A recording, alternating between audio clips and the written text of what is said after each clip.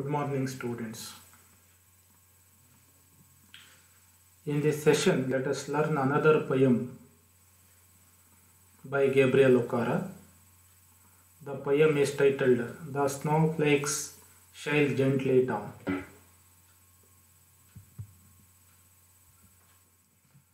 See, the poet Gabriel Okara,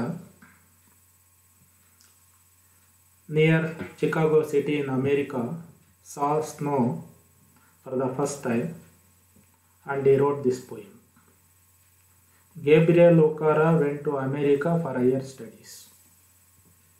For the first time he saw snow in that city. That made him write this particular poem. The poem contemplates or thinks its speaker's feelings on having left Africa and its culture. The poem is about the poet's feelings or the speaker's feelings on having left Africa. He left Africa, his native land, and he went to a new land, America. And he left behind his own land and culture, and he went to a new land and new culture to stay there for a few days, few years, for his higher studies. What are his feelings and emotions in a new land and in new culture are presented in this poem. It is a meditative poem in which the snowbound expatriate African dreams of the end of the foreign exploitation of Africa. This poem is a meditative poem. The poet went to America, or the speaker went to America for higher studies. He is an expatriate. Expatriate is one who leaves his own country, or one who lives outside his own country. He left his country, Africa, went to America, where he dreams about his own land, Africa. You see, when he went to America for higher studies, his native country was colonized by the Africans. It was ruled by the Africans. They exploited his land, his country. So he is very much worried about the exploitation of his country by the colonizers. So he meditates about his own country, being in America. So in the poem, the poet gives the winter landscape in Chicago City. The picture of winter is given in the poem. The poet's first experience with snow during his time in northwestern in Chicago City. It is his first experience with the snow. He lived in a warm country like Africa. But he went to a city called Chicago in America, where he found snowfall. The snowflakes, they shine or fall gently down from the misty eye of the sky. You see the snowflakes that the poet saw in Chicago City. They do not fall gently, but they shine gently down the misty eye of the sky. They are shining down from the sky. So there is a comparison to the shining of the ship or boats on water. Snow shines, not falls. So the snowflakes fall or shine gently on the winter weary elms. Elms is a tree which we find in America and some other European countries.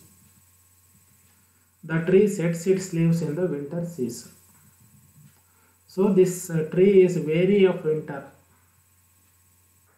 Whenever snowflakes fall on that, it sets its leaves. It cannot tolerate the snowfall. snowflakes, it loses its leaves. So the winter season has stripped the branches and made the branches nude or bare. So due to the winter season or due to the snowfall, the elm tree has stripped or shed its leaves and branches have become bare. That is an effect of winter season. So this landscape of winter is given in the poem. The poet found the landscape in Chicago city, winter landscape in that city, and he described it. The elm branches, the branches of the elm tree with the weight of the weightless snow bow like grief-stricken mourners. So the poet compares the branches of elm trees to the grief-striken mourners. The elm tree is not strong enough. It cannot withstand the weight of the weightless snow. So snow, as the poet says, is weightless. But the elm tree, even though it is a big tree, it cannot bear the weight of the snow. Weightless snow. It bends down, bows like a grief-striken mourners. Mourners are the people who express sadness for the death of somebody. So the branches of the elm tree bow to express their grief for the death of somebody. They look as if they are mourners. Actually, they are not mourners. They bow due to the weight of the snow, weightless snow. They look like the mourners to the poet. The snow falls as if the white funeral cloth is slowly unrolled over the deathless earth. The earth is deathless. But the snowfall on the trees and on this earth covers or unrolls, slowly unrolls the white funeral cloth on the earth. The snowfall is just like the funeral cloth unrolled over the earth. It looks like the funeral cloth. The poet thinks that the snowfall is a funeral cloth put on the deathless earth. The dead sleep stealthily rose from the eater and lulled him to sleep. So the poet stays in Chicago city. It is very difficult for him to get accommodated himself to the cold weather in Chicago city. He could not get sleep. So the eater came to his rescue. The eater is personified in this poem. The eater produces or makes the room warm where the poet sleeps. So the sleep which is dead, due to this eater, it stealthily rose from the eater and comes to the speaker and lulls him to sleep. So the eater is lulling to sleep. It is lulling the speaker to sleep. So here the foreign nature of the snow and cold makes the poet feel separated from his homeland Africa. So the poet is in a new environment where he finds the snow and the cold environment. This environment makes the poet feel that he is separated from his homeland Africa, which is very, very warm. He came to a cold country where he finds snow.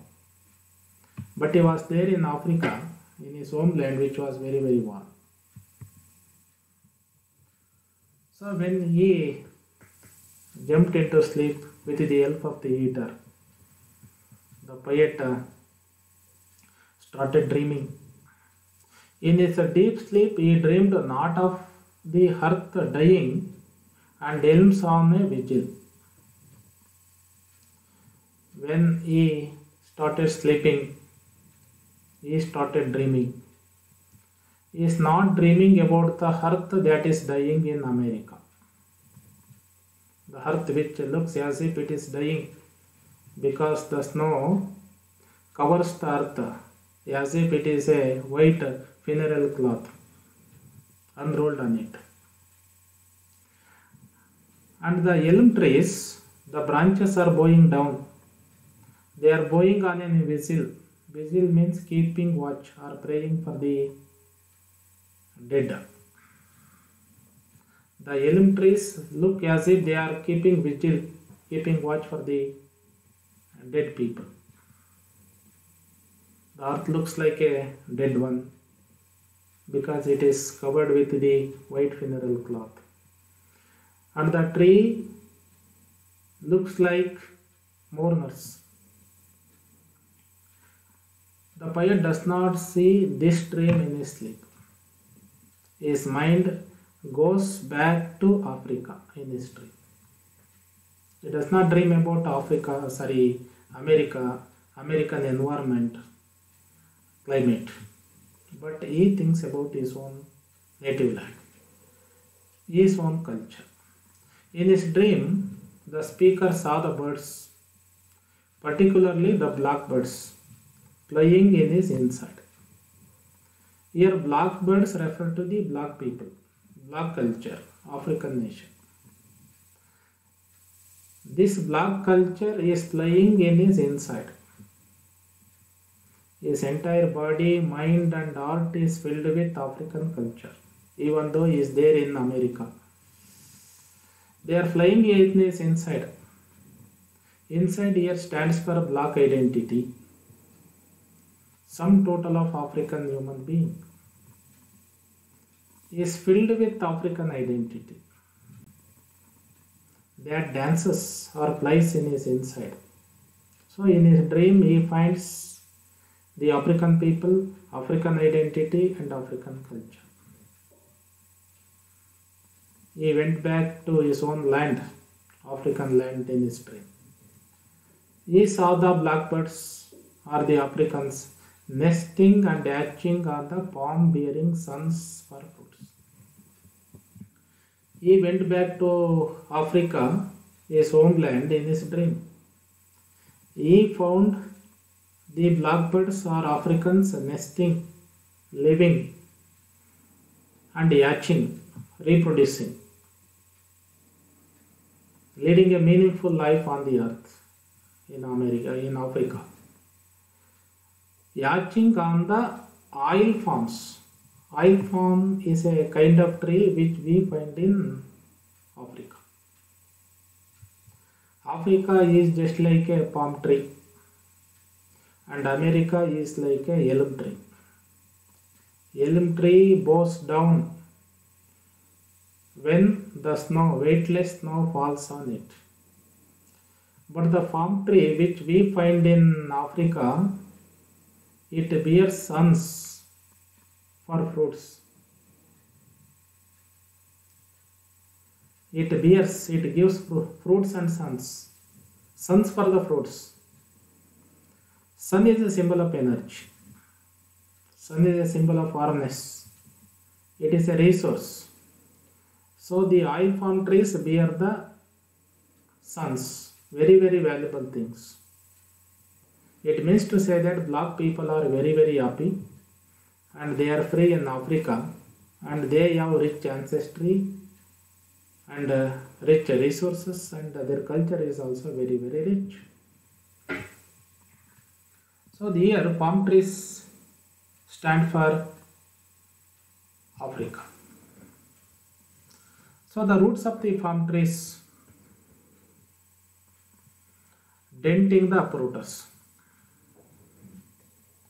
These European colonizers want to uproot the palm trees and plant their own trees. Palm trees stand for the African culture, Africa and African people.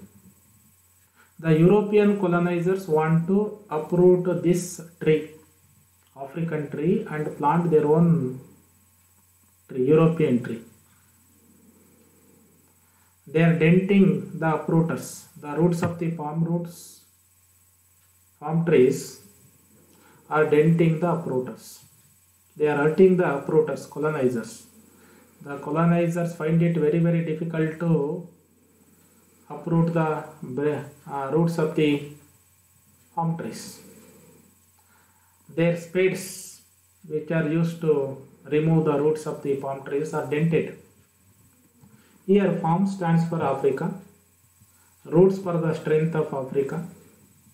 The uprooters stand for colonizers or for Europeans. Dent the spades stands for futile attempt by the Europeans to remove the African culture and plant their own culture. It is a futile attempt by the colonizers or Europeans. They cannot uproot the African tree, palm tree, and plant their own tree. They cannot erase the African culture from their own land and plant their own new culture, new religion, new language. So the speaker saw the uprooters or colonizers tired. They tried to uproot the tree, but they could not. They felt tired. So they started limping in front of the strength of the poet's roots or Africans' roots. They are powerless before the strength of the Africans. They gave up their task of uprooting the palm trees. They felt tired. The tired uprooters leaned on the roots of the abandoned roots and abandoned their work. They gave up their work of uprooting the palm trees and they leaned on the stem of the palm trees. They took shelter under the same tree which they were uprooting. There is a life in his dream as much as resistance of colonization. In the dream of the speaker or the poet, there is life. There is life of Africa, vibrant life of Africa. Besides that, there is resistance to the colonization. He is resisting the colonization of Africa. He opposes colonization of Africa through these images. The oil palms gave them each a son. The oil palms, which stand for Africans or for African land, gave the Europeans each a son. Each and every colonizer got son from the African land. They got very, very rich resources, warm resources, abundant resources. Even then they frowned at the Africans, African land and African people. They expected something more valuable things from Africa. Even though they got valuable things like sons, each and every European colonizer, even though they got sons from the oil palm trees, they expected still more valuable things from Africa. They were not happy. So the poem is nostalgic. The speaker, who is in America for his higher studies, longs to go back to his own land. Sorry, there is a deep bond between the poet Okara and his own land. He longs to get the warmth of Africa, and he feels home in his dream. He feels at home in his dream, even though he is far away physically from his homeland. He is in Chicago city, which is far removed from his home, both geographically and culturally. He is too far away from his homeland, Africa, geographically and also culturally. The colonizers tried to uproot the Africanness gently and plant their culture slowly, but they could not do that.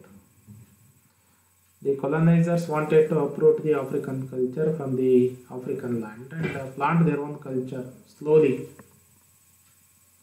but they failed to do that. They failed in their attempt. This is what the poet saw in his dream. Again, the poet or the speaker wakes up from his sleep or from his dream. He awoke from his sleep or dream and found still silently falling snow. Even after waking up from his sleep, the speaker or the poet finds the snow falling down. It is still shining down from the sky. Again he found the elm trees, found bent backed elms, still bowing and swaying to the winter wind like a white robed Muslim salaaming at evening prayer. When the speaker woke up from his sleep, he found the snow falling again, still falling in an American city where he was at the moment. The elm tree was bowing down and swaying its branches to the winter wind. The swaying and bowing of the elm tree is compared to a white robed Muslim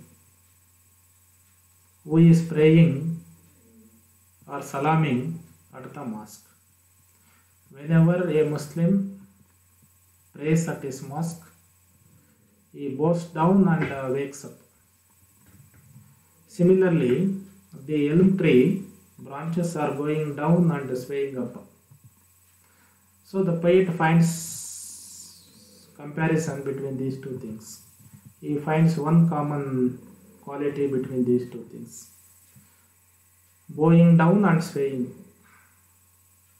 But there is a difference. The elm tree bends and sways to the winter wind. It is almost lifeless. But the Muslim who prays at the mosque is full of vigor, full of energy. There is another landscape described by the poet in the last stanza of this poem. On waking up, the speaker found the earth lying inscrutable like the face of the god in a shrine.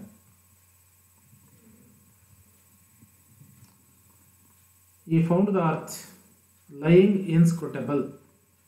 Inscrutable means which is very, very difficult to understand or comprehend or interpret. The earth is still there. It is not affected by the snowfall. Only the elm trees are affected. Human beings are affected by the snowfall. But the earth is not affected by the snowfall. We cannot assess, we cannot understand, we cannot interpret the effect of snow on the earth. The earth is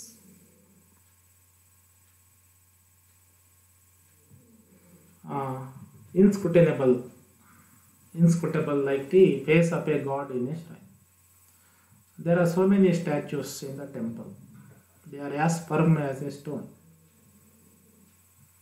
They are not affected by the weather, not affected by the wind, not affected by the rainfall. Similarly, the earth is not affected by the snowfall in America. It is difficult to understand why it is not affected by the snowfall, whereas the trees and other things are affected by the snowfall. So the earth is very, very firm. These two pictures from the culture and the environment of Africa are spectacular. The poet uses these two pictures, one from the culture, one from the Muslim culture, where a Muslim salams at the evening prayer. This picture is from the culture, and another picture is from the environment. The earth is lying inscrutable. One cannot comprehend or understand the earth, firmness of the earth. It is not at all affected by the snowfall. So there are images, two images. In Chicago, the elm trees bow and sway to the winter wind. This is one image which we find in the poem. This image has no warmth and liveliness. It is almost dead, powerless, vigorless. But in Africa, contrary to that, white-robed Muslims' prayer at the religious gathering through bow down is very, very warm. It is lively and it is colorful. And the second image or second picture of the earth is indifferent to the situation like the statue in the temple. It could not save them in a moment of crisis. So let us revise whatever we saw in this particular poem. We saw the picture of the foreign environment in Chicago is decidedly deathly as opposed to the richness of the native Africa. We found the picture of two environments. One is the native environment and another one is the foreign environment. Native environment is that of African environment. It is rich, resourceful, vigorous one. On the other hand, foreign environment is the environment of America, which is represented by the environment of Chicago city. It is deathly, it has no warmness, vibrancy, liveliness. It is almost dead. So the poet compares these two different environments and cultures in this poem. The colonial world is symbolized by the image of snow. The poet uses the symbol of snow, image of snow, which symbolizes the colonial world. Colonial world makes life freezing, lifeless, and it removes the warmth of the life. It leads one culture towards death. So the poet is in a new place, very, very far away from his homeland. He finds so many new things and they are upsetting to him. He cannot adjust himself in a new environment. So he is very, very uncomfortable with his new surrounding. He feels alienated in a foreign environment or in a foreign culture. So the poem very clearly differentiates these two cultures. Native culture, which is very, very warm, which the poet likes very much.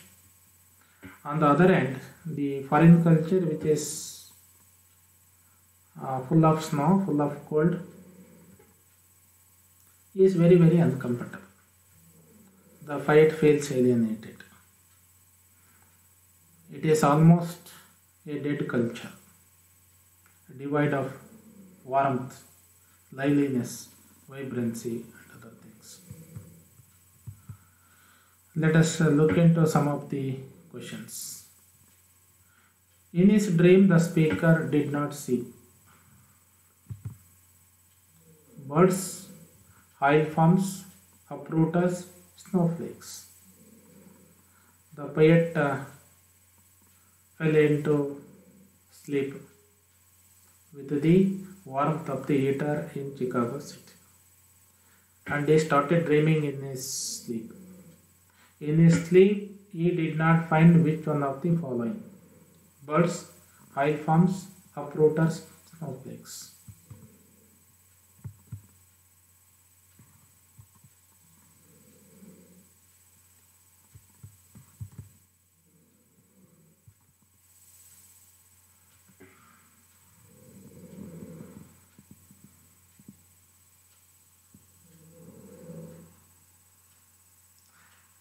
You see, he did not see the snowflakes.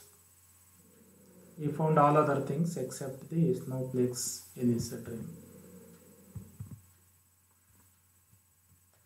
The season mentioned in the poem is winter, rainy, summer, and autumn season. The season mentioned in the poem is winter. What is compared to the white funeral cloth in the poem? Snow gently covering on deathless earth, praying white robed Muslim, inscrutable earth, God in a shrine. Snow gently covering on deathless earth is compared to the white funeral cloth in the poem. The oil forms gave uprooters each a dash. Silk cotton, gold, bose, sun. Oil forms gave uprooters each a sun. The last question. The poem was written when the poet was in Nigeria, Africa, Europe, Chicago. So this poem was written when the speaker or poet was in Chicago city. These are all the references, the sites that I visited for preparing this presentation. Thank you for listening.